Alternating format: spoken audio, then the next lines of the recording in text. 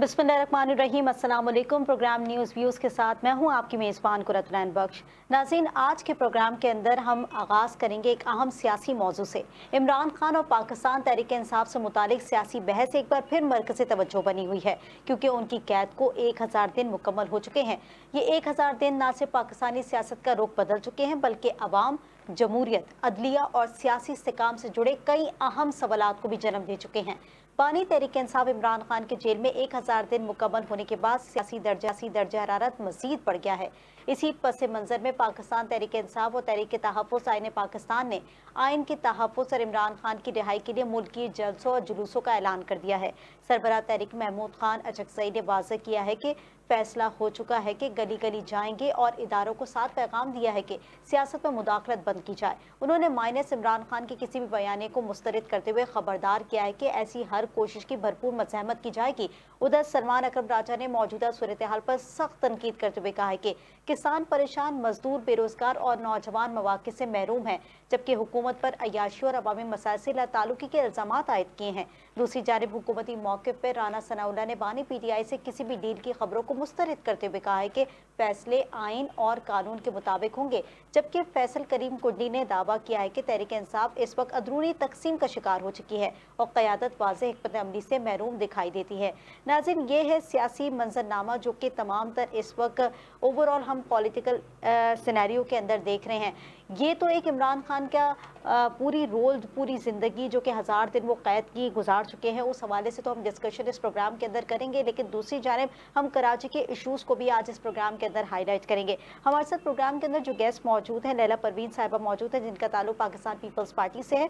दूसरी जानिब मुस्लिम परवेज़ हमारे साथ मौजूद हैं, जो कि अपोजिशन लीडर है जमात इस्लामी के। आप दोनों को प्रोग्राम के अंदर वेलकम करूंगी।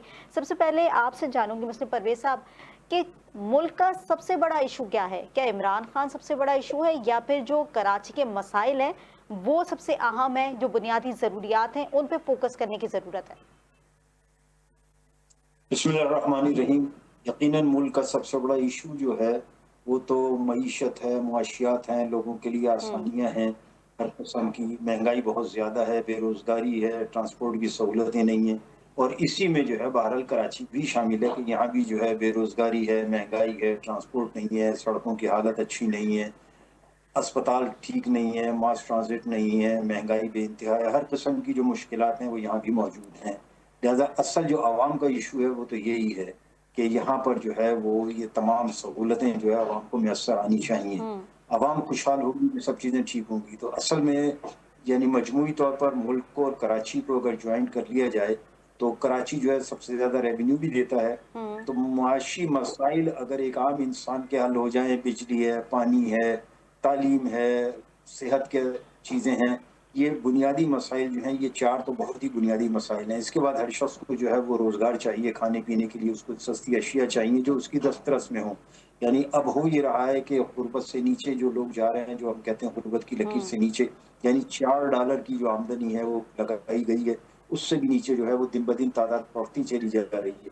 तो ये तो आम आदमी का मसला है, उसके नतीजे में बहुत सारी अखलाकी बुराइयाँ भी जन्म ले रही हैं और मुनशियात का कारोबार हो या दीगर अलग जितने भी कारोबार हैं, वो इसी वजह से अरूज भी पा रहे हैं और फिर ठीक है। उसमें जो है वो कुछ ठीक तरीके से उनको लेकिन हैंडल मुस्लिम ना परवेज करना जो साहब, है, आप जिस तरफ हुकूमती अदारों निशानदेही की कर रहे गलती हैं या होगी। आप जिस मसाइल के ऊपर बात कर रहे हैं, दीगर सियासी जमातें एक पेज पर हमें दिखाई नहीं दे रही। ना इन कोई मसाइल का जिक्र होता है, ना कराची पे फोकस होता है, ना कोई सॉल्यूशन निकाला जाता है। क्या वजूहात है, क्यों कराची को नजरअंदाज किया जाता है और इसकी बुनियादी जरूरियात जो कि अवाम का हक है वो नहीं दिया जा रहा?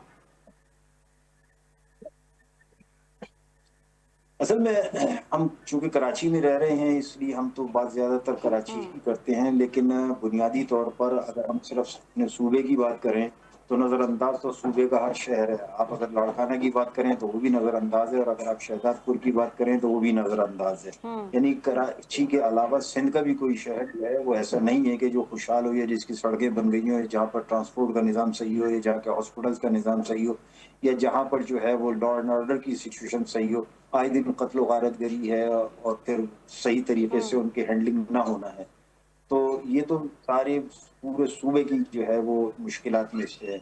لیکن جو بنیادی چیزیں ہیں، مثلاً اگر میں بات کروں تو فصلیں جو ہیں وہ اچھی نہیں ہوئی ہیں، سیلاب کے اثرات اب تک موجود ہیں، ٹھیک آم کی فصل جو ہے خراب ہوئی ہے، ایکسپورٹ کی اس پر جو ہے وہ خرابی پڑے گی. تو یہ ساری چیزیں مجموعی طور پر مل کر جو ہے مشکل حالات میں، جبکہ تیل بھی مہنگا ہو چکا ہے، ڈیزل بھی مہنگا ہو چکا ہے، تو ہر چیز مہنگی ہونے سے اگر عوام کو ٹھیک سے سہولت نہیں ملے گی تو کراچی بھی یقیناً اتنا ریونیو جنریٹ نہیں کر سکے گا جتنا کہ پہلے کرتا رہا ہے.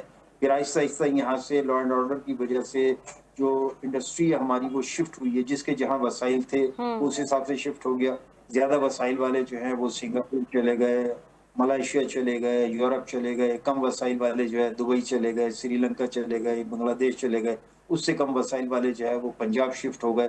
تو ٹھیک ہے سندھ میں اور مسلم صاحب، کراچی میں ریزنز جو تو ہے ہیں، اس وقت لیکن دیکھیں ان آپ، ریزنز پہ یعنی فوکس اگر کرنے کی یہ بھی تو ضرورت ہے، ویدر کیونکہ اگر اس شہر پہ فوکس نہیں کیا جائے گا تو مسائل حل کیسے ہوں گے. لیلا پروین صاحبہ، آپ پہ بھی اسی ٹاپک کے اوپر آؤں گی اور دیگر بھی ٹاپکس کے اوپر ہم بات کریں گے. مسلم پرویز صاحب، آپ بھی میرے ساتھ رہیے گا. پروگرام میں ایک چھوٹا سا بریک لیں گے، ہمارے ساتھ رہیے گا.